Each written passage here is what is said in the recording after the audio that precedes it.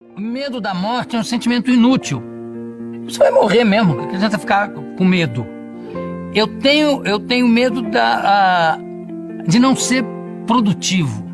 Citando meu amigo Chico Anísio, que perguntaram para ele: você tem medo de morrer? Ele falou: não, tenho pena.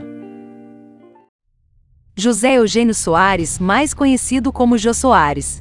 Nascido no Rio de Janeiro dia 16 de janeiro de 1938. Foi um humorista, apresentador de televisão, escritor, dramaturgo, diretor teatral, ator e músico brasileiro. Apresentou de 1988 a 1999 o Jô Soares 11:30, no SBT, e de 2000 a 2016 o programa do Jô na Globo.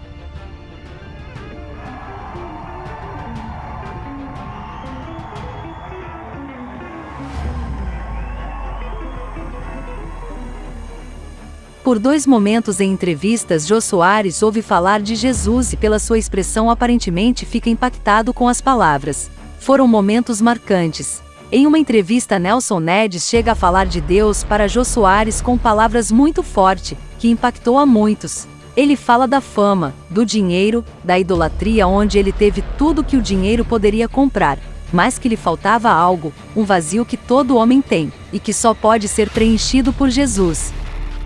Chego em Paris, eu canto no Palais de la Mutualité, cantei 4 vezes no Shrine Auditorium em Los Angeles. Você sabe disso, você conhece a minha carreira internacional. E o que isso me deu? Me deu um homem que era eu era uma bala perdida. Eu era uma bala perdida. Eu não conseguia encontrar paz dentro do meu lar. Eu sei que o dinheiro pode comprar uma mansão, mas não compra um lar. O dinheiro pode comprar um calmante, mas não compra o sono. O dinheiro pode comprar o corpo de uma mulher, mas não compra nem o seu orgasmo e nem o seu coração. O dinheiro pode comprar uma cruz, mas não compra a salvação, porque ela já está comprada e já está paga, e é pelo sangue do Senhor Jesus derramado na cruz. Então o que acontece comigo hoje? Quando eu fui para Jesus, porque a minha filha Verônica, usada pelo Espírito Santo, me abriu a Bíblia no Salmo 51. Aquela mesma Bíblia, quando ela é aberta, fechada ela é um livro, aberta ela é a boca de Deus. Então a minha filha me mostrou o Salmo 51, que é quando o rei Davi diz no Salmo 51, tem misericórdia de mim, Senhor. Então ele disse o que? Cria em mim, ó Deus, um coração puro e renova dentro de mim um espírito reto. Eu falei, meu Deus, eu achei, o Espírito Santo me abriu os olhos. Esse coração que eu tenho não pode te servir. É um coração cheio de dólares, cheio de mulheres, cheio de limusines, cheio de BMW, cheio de Rolls Royce, cheio de discos de ouro. É um coração cheio de Nelson Ned. Não há espaço para ti aqui, Senhor. Muda o meu coração. Porque eu entendi, Jô Soares, que o grande rei Davi estava pedindo a Deus que fizesse um transplante espiritual nele, que mudasse o seu coração, que é através do arrependimento. Porque você só pode aceitar Jesus se você se arrepender de como você está. O sucesso realmente é um perigo, e foi para mim um perigo. Agora, quando eu fui para Jesus, Jô Soares, hoje eu digo para você, hoje eu deito e durmo. Hoje eu tenho uma paz. Eu não preciso mais de Pouligny Montrachet, nem de Polifoussé, nem de Cristal Rosé. Eu não preciso mais cheirar pó. Eu não preciso mais olhar para uma mulher. Hoje Deus restaurou o meu leito conjugal, restaurou a minha casa, restaurou o meu relacionamento com os meus filhos. Então hoje eu sou um sucesso dentro do meu lar. Hoje eu consegui espaço dentro da minha casa. Hoje eu recuperei a minha esposa para mim. Hoje ela é a minha namorada. Bem. Um outro momento marcante quando Jô Soares ouviu palavras impactantes sobre Jesus foi quando ele foi entrevistar o pastor Rodrigo Silva. Nesta entrevista, Jô Soares chega a questionar sobre a ressurreição de Jesus.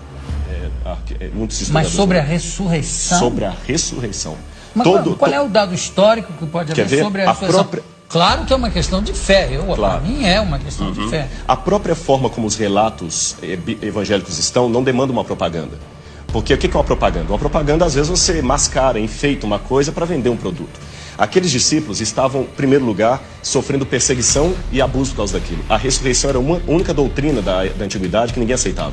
Eles aceitavam a história de Platão, que a sua alma ia para o Éon, podia aceitar a história de Pitágoras, que você transmigrava a alma de um corpo para o outro, ou então ficar com os epicureus, que morreu, acabou. Mas a reencarnação. A reencarnação exatamente, a transmigração de almas está ali perto. Exatamente, alguns judeus aceitavam a reencarnação. Agora, a ressurreição era uma coisa que ninguém comprava essa ideia. E outro, na época, pelo machismo... Mas isso, desculpa, mas isso não é uma prova histórica. Sim, mas a forma como os evangelhos foram descritos é interessante. Eles quebram todas as regras de propaganda. Quer um exemplo? Porque para eu saber se é histórico ou não, aí, lembremos, história não dá para levar ao laboratório e repetir o processo. A forma como tratamos a história é diferente. Você olha um documento, e o que você considera uma prova histórica? Como ele foi redigido? Ele foi redigido de uma maneira histórica, com E, ou uma maneira de propaganda, ou uma maneira real. E os evangelhos, por exemplo, eles mostram que a primeira testemunha de Jesus ressuscitado foi Maria Madalena, que era mulher. O testemunho de uma mulher não era válido. Se eles quisessem vender uma teoria, eles colocariam que os homens viram Jesus, e não as mulheres, porque o testemunho de uma mulher não era válido. Segundo, o fato de Jesus ressuscitar no terceiro dia. Para o judeu, até o terceiro dia, você podia ter um coma e voltar. Interessante que Jesus ressuscita depois do terceiro dia, ele estava realmente morto. Outro detalhe... Mas ele não ressuscita com o mesmo corpo que ele morre, né? Mas é um corpo glorificado. Mas ele tinha luminoso. algo tangível. Tanto é que quando ele aparece para Tomé, o famoso São Tomé, o incrédulo, ele fala: Tomé, veja que sou eu que um espírito não tem carne e osso, toca nas minhas feridas. E depois ele pergunta: o que vocês têm para comer? Eles tinham peixe e favo de mel, e ele come com eles. Então é um corpo glorificado, é uma questão de fé, é claro, mas tem uma continuidade com um corpo humano. Não, tudo agora, bem, mais mas tudo isso, desculpa, eu sou uma pessoa de fé, né? Entendi, claro. Estou aqui fazendo um pouco o advogado dele. Que é o seguinte, tudo isso foi muito mexido, remexido na Idade Média, no primeiro imperador católico, Constantino. né? Constantino, inclusive as datas de carnaval, disso tudo para conjuminar, para juntar com as datas de feriados. Exatamente, pagãos. E também ele foi um pouco copydesk dos evangelhos, que tem uma opção de outros evangelhos que ele é que resolveu que não valiam. Na verdade, quando a gente trabalha isso, a gente trabalha com a crítica textual. A crítica textual se vale de documentação anterior a Constantino. Então nós temos fragmentos do Evangelho de João, por exemplo, John's Highlands, que data do ano 150, 170 antes de Constantino. Outro detalhe, Constantino era analfabeto. E os evangelhos apócrifos que começaram a surgir, os famosos aí, com todas aquelas histórias, eles não foram aceitos no cânon. E até contrário à decisão de Constantino, que Constantino queria que eles entrassem. Esse é um detalhe curioso da história, não foi ele que selecionou 4. Constantino não tinha cultura teológica, ele era analfabeto.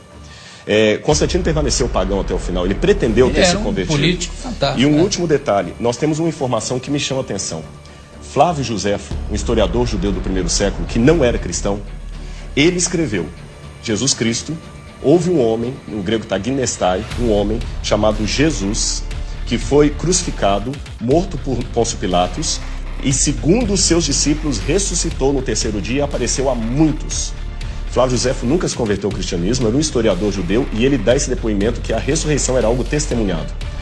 Esse texto é tão importante que alguns críticos falam: não, foi copista cristão que interpolou, que copiou. Porém, todas as cópias de Josefo que nós temos, inclusive uma cópia, uma tradução para o árabe, feita por muçulmanos, contém esse trecho. Então, do ponto de vista da crítica textual, é um texto autêntico, original de Josefo, também testemunhando a ressurreição. Claro, eu não duvido a autenticidade dos textos.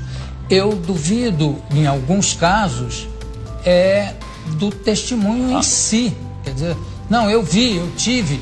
É um testemunho, está lá escrito que ele viu e que ele teve, mas claro. Que ele esteve mais. Agora, tem uma coisa que é bom, eu gostei de você ter falado uma coisa. Na Idade Média se acrescentaram muitas lendas. Esse é que é o problema. E o pessoal confunde as lendas com o que está na Bíblia. E só um detalhe com relação ao testemunho. Quando a pessoa dá um testemunho vendido, ela vai ganhar alguma coisa. O que os apóstolos ganharam com aquele testemunho? Pedro morreu crucificado de cabeça para baixo. Paulo degolado. Então, quanto tempo demorou a mentira? Essa que é a questão. Eles não ganharam nada, só ganharam perseguição. Então, das duas, uma. Ou aquele pessoa era muito doido, ou ficaram tão extasiados com aquilo que preferiram morrer a negar o depoimento que eles estavam. Se fosse uma mentira, eles tinham pulado fora. Ninguém ia ficar com Cristo até o final. O único que traiu foi Judas. Os outros ficaram, e até hoje a história está aí, e nem a modernidade conseguiu matar essa brilhante história da ressurreição de Jesus. Mas chega a triste notícia de que na manhã de sexta-feira, dia 5 de agosto de 2022, Jô Soares vem a falecer em São Paulo no Hospital Sírio-Libanês, onde estava internado. A notícia foi divulgada pela ex-mulher de Jô Soares, Flávia Pedras, em uma publicação de sua página pessoal do Instagram. A causa da morte não foi divulgada até o momento. Ele tinha 84 anos. E nós aqui do canal Crente Ligado, pedimos a Deus que venha confortar o coração de toda a família. Crente Ligado, não se esqueça de assinar o nosso canal do Telegram. É de graça, viu? Não paga nada. Assinando você vai ter acesso às notícias do canal em primeira mão. Clique no primeiro link da descrição.